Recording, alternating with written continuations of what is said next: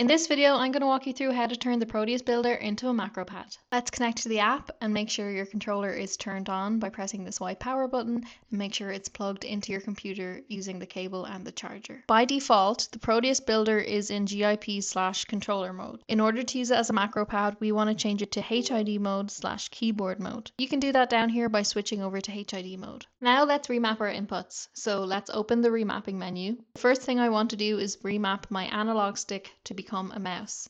I just move the analog stick while this menu is open. It will open the analog stick mapping menu and I can select it to be a mouse and press update, and now my analog stick is a mouse. And you can see I can move the analog stick around and it moves my mouse around. I'm actually going to be using the builder as a mouse, so I'm going to map my A and my B as my left and my right click. This is me trying to decide which should be left click and which should be right click. I'm actually used to using a left-hand mouse, so for me, I actually use left click on my index finger, but it's totally up to you. And we also have right-handed shells on the website if you want to use a right-handed mouse. Now I'm going to map a macro, so let's open the macros menu. It's that M just under the mapping menu, and then I'm going to open this drop down and record my macro. So just type in the macro that you want. I'm going to do Control B for now because that's what I need. Save the macro and give it a name. And I've saved this macro to slot A. So when you go back to the remapping menu, we'll select the button you want to map your macro to. And then type in macro A or whatever slot you saved your macro to. So now when I press this button, it will be Control B. The next thing I want to do is map a function button.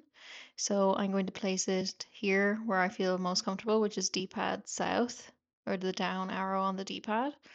And then I'm going to map my A and my B, which are usually the click buttons. I'm going to map them to my left and my right arrow.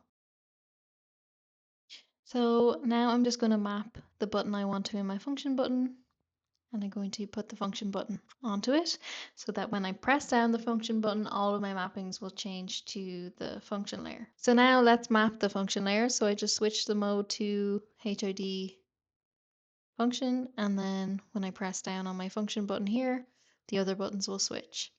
So I'm going to map my A and my B to left and right arrow.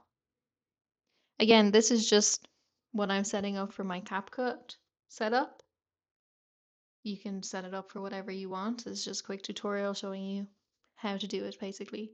Here's the Proteus Builder in action as a sort of mouse/macro pad. So I move the analog stick around as a mouse, use my left and my right click, and then I have my macros set up for clipping and anything else that I need. If you're looking for a tutorial for any specific software, please let us know and we can make it.